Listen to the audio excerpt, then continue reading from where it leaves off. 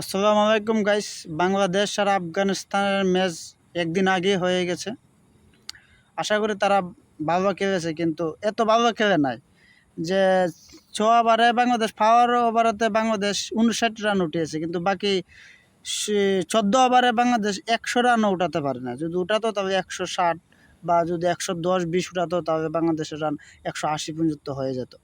কিন্তু বাংলাদেশ লাস্টের ব্যাটসম্যানেরা তারা অনেক ট্রাগল করেছে।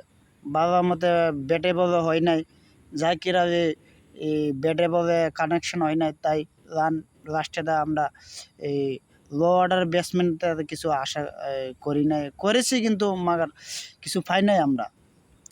আচ্ছা যাক, যা হয়েছে তারা বাংলাদেশ ম্যানেজমেন্ট তাদের মানসিকতা আছে কিনা বাংলাদেশ এই সুপার পর খেলার জন্য, সেটা আমার সন্দেহ রয়েছে।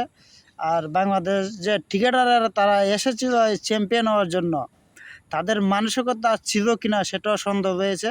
কিন্তু যে বাংলাদেশের প্রথম যে ম্যাচ এই হংকংয়ের সাথে খেলেছে, এখানেই বাংলাদেশ মিস্টেক করে দিয়েছে।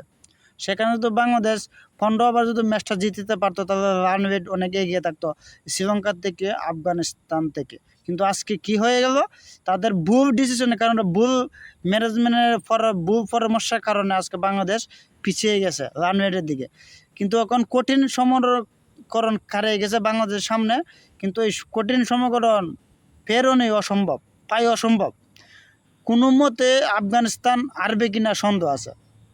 100 মানুষ থেকে 100 টিকিট ফ্যান থেকে 80% ফ্যান বিশ্বাস করে আফগানিস্তান আর শ্রীলঙ্কা ম্যাচ কখনো পরিত্যক্ত হবে না, অবশ্যই খেলা হবে। কিন্তু আফগানিস্তান জিতবে না শ্রীলঙ্কা জিতবে।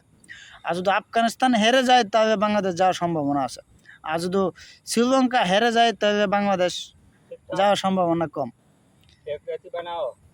সবাই ভালো থাকবেন, সুস্থ থাকবেন, খুদা হাফেজ। বাংলাদেশ কঠিন সমীকরণের মধ্যে হারিয়ে গেছে।